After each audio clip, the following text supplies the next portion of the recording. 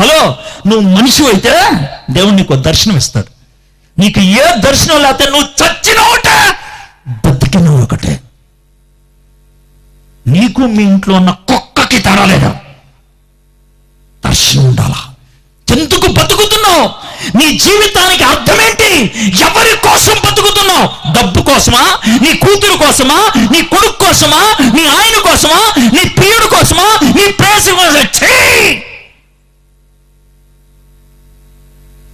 అది పనికి మాలింది. దేవుడు దర్శనం ఇస్తే ఆ దర్శనానికి బ్రతికితే వాల్యూ ఉంటుంది.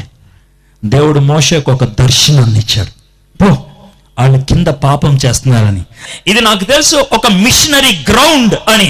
ఇక్కడికి మిషనరీలు వేరు వేరు దేశాల నుంచి వచ్చారు. అమెరికా నుంచి ఇక్కడికి మిషనరీలు వచ్చారు, జర్మనీ నుంచి ఇక్కడికి మిషనరీలు వచ్చారు. వాళ్ళు ఇక్కడికి ఎందుకు వచ్చారు? ఇక్కడ బోల్డ్ డబ్బులు ఉంటాయని వచ్చారా? ఇక్కడ బోల్డ్